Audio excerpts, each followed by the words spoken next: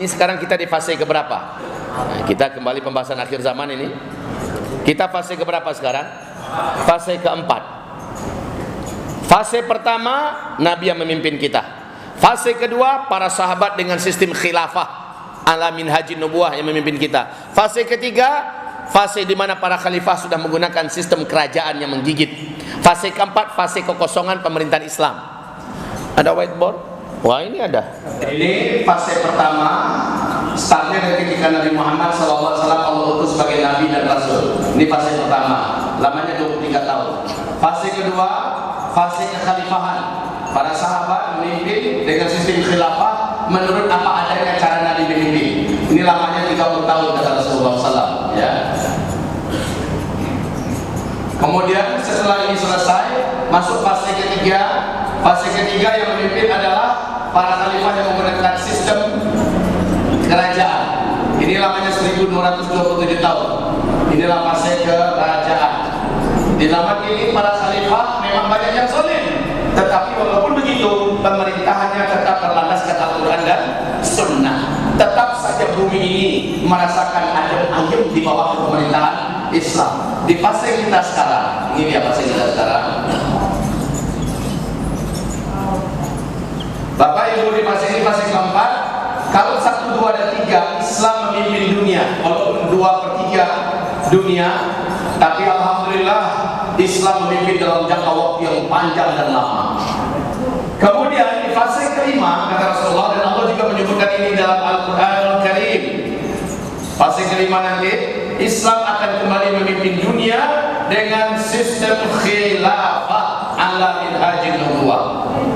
Ini Al-Quran ya. Kalau ini hadis. Kalau ini adalah hadis riwayat Imam Ahmad dinyatakan sahih oleh Syekh Ahmad Syakir. Tapi dalam Al-Quran Allah sebutkan di surat 24 ayat yang ke-55, Islam akan kembali memimpin seluruh dunia. Jika fase pertama, kedua, ketiga, 2/3 baru dunia dikuasai Islam, di fase kelima nanti total seluruh dunia 100% akan dipimpin oleh Islam. Inilah dia masa-masa terindah bagi orang yang hidup di muka bumi ini. Masa-masa paling aman. Tidak ada perang satupun negara di muka bumi. Tidak ada kejahatan apa-apa. Tidak ada yang miskin di muka bumi. Tidak ada bencana-bencana alam. Tidak ada penyakit dan wabah yang menular kemana-mana. Demi Allah, ini masa-masa paling aman hidup di muka bumi. Saking amannya, binatang buas di dalam hutan pun Allah jadikan jinak kata Rasulullah di fase kelima ini. Saking barokahnya khilafah Islamiyah ini nanti, sampai-sampai binatang berbisa Allah cabut bisanya. Dan pada masa ini wanita akan berjalan kaki melaksanakan ibadah haji seorang diri tanpa rombongan, tanpa mahram, dari Hadramaut ke Makkah sendirian, berjalan kaki tanpa ada rombongan. Dia sampai di Makkah, dia melaksanakan ibadah haji, pulang kembali sendirian tanpa rombongan, tanpa ada mahramnya, aman pergi dan pulang, saking amannya. Dan manusia ketika ini tidak ditemukan lagi ada yang miskin. Tidak ditemukan lagi di sini orang yang menerima zakat, infak, wakaf, sedekah, hibah, hadiah dan sebagainya. Bahkan saat itu orang-orang berlomba ingin memberikan hadiah dari emas 2 telapak tangan, tapi ditolak oleh orang lain karena orang lain pada sejahtera dan makmur, emas melimpah ruah. Inilah fase kelima. Anehnya fase ini ada yang takut.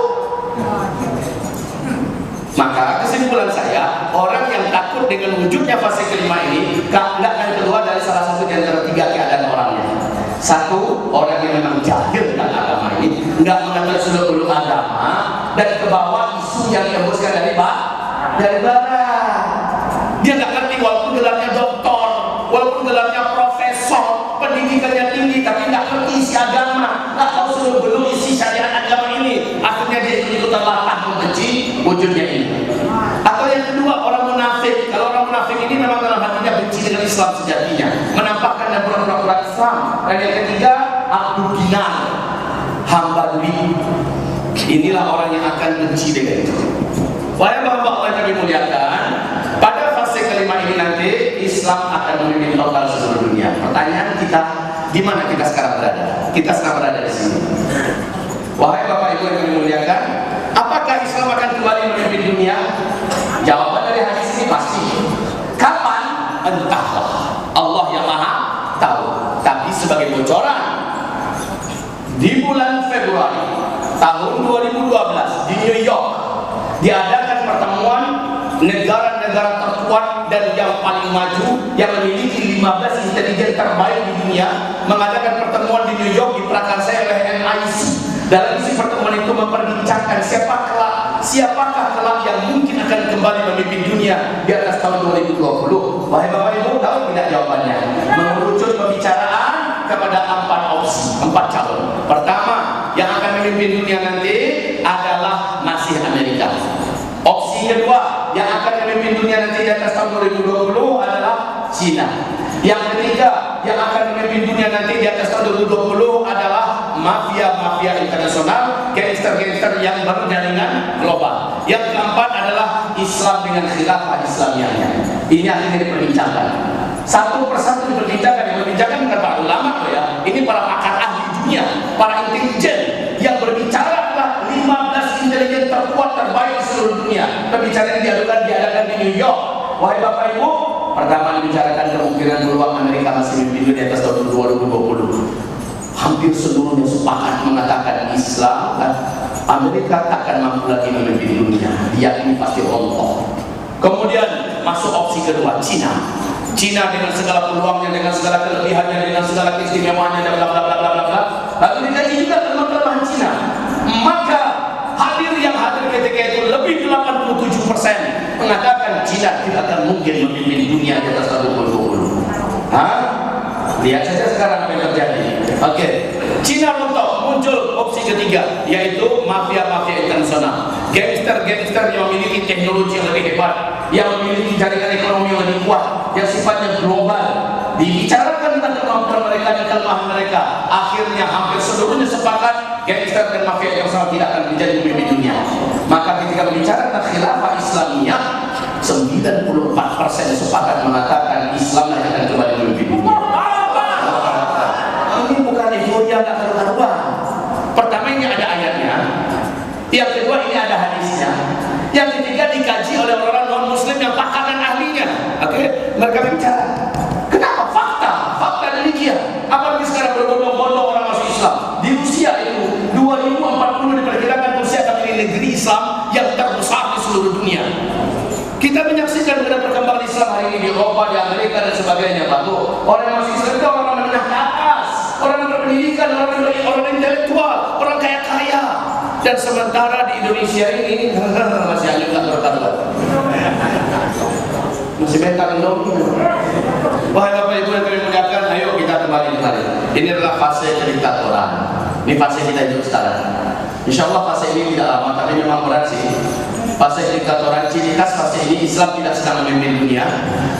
Yang memimpin adalah para penguasa-penguasa munafik, penguasa-penguasa hipokrit, penguasa-penguasa bermental budak, penguasa-penguasa pecundang, penguasa-penguasa koruptor, penguasa-penguasa penjilat kepada barat, penguasa-penguasa yang benci kepada Islam dan zalim kepada kaum muslimin. Ini yang memimpin seluruh dunia fase ini.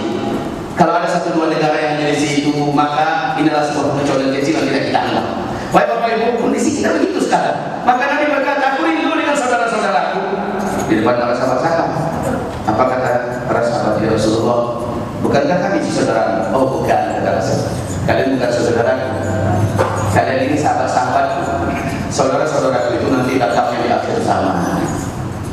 Yang di masa akhir zaman itu ya kita, insya Allah. Saya sangat pede mengatakan itu adalah kita. Sebab apa? Yang awal zaman itu ini awal zaman. Ini awal zaman, nah ini sudah masuk akhir zaman. Makin kemari makin akhir zaman. Inilah full akhir zaman. Oke, baik kaum muslimin, jika itu lastar maka finishnya adalah penghujung fase kelima. Ini finish. Ini akan habis seluruh orang Islam, orang beriman serentak di muka bumi karena terjadinya fakta besar kiamat yang ketujuh yang mewafatkan seluruh orang Islam serentak di muka bumi. Oke, kita kembali ke sini. Aku rindu dengan saudaraku. Bukankah kami saudara membukan kalian adalah sahabat-sahabatku. Hari ini kalian beriman kepadaku karena kalian menyaksikan wahyu turun kepadaku. Kalian hidup mendampingi aku. Kalian menyaksikan mukjizatku.